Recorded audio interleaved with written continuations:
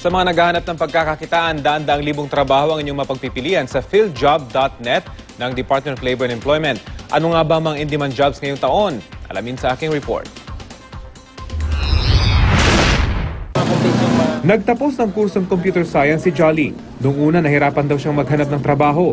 Pero matapos makakuha ng karanasan, positibo si Jolly na hindi na siya mababakante sa trabaho kahit pa contractual siya ngayon at kada 5 buwan nagtatapos ang kontrata. So ngayon, hindi ka na nahihirapan kung nag-endo ka? Tingin ko po hindi kasi may experience na ako eh.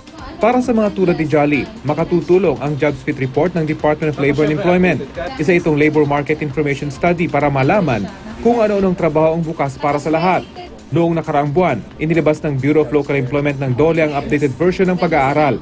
Dito lumabas ang 13 Key Employment Generators o KEG, mga industriyang inaasahang pagmumulan ng pinakamaraming trabaho sa mga susunod na taon.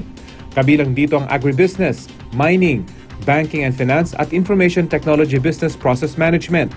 Sa agribusiness, libu-libong trabaho ang naghihintay para sa mga agriculturist, seaweed farmer, livestock technician at maging scuba diver. Ang problema raw kapag narinig ang agribusiness, pagsasaka ang agad naiisip ng mga Pinoy. Hindi ka lang nag-i-stop as a farmer. Pwede kang umakyat sa value chain na ibig sabihin yung produce mo ay hindi mo lang siya inaani. Yung produce mo will be converted into other valuable goods na maaaring mas mahal yung value niya kapag na-process mo siya.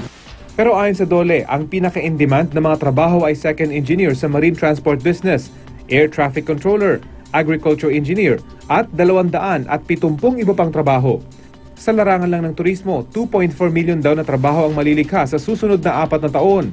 Kabilang dito ang mga Mandarin, Korean at multilingual interpreters.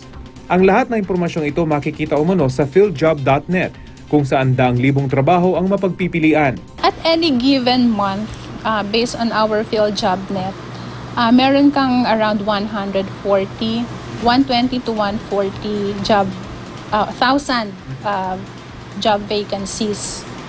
Nationwide yon. Bagamat marami ang nagsasabing mahirap maghanap ng trabaho ngayon, tiyaga at pagpupursige lang daw ang kailangan. Una sa sweldo, pag sinabing mababa ang sweldo, aayawan agad. Mapili. Hindi ayaw ng hirap. Actually, totoo ito na sinasabi ng employers kasi ini-interview namin. They have so much number of vacancies and yet they find it difficult to find the right person for the job.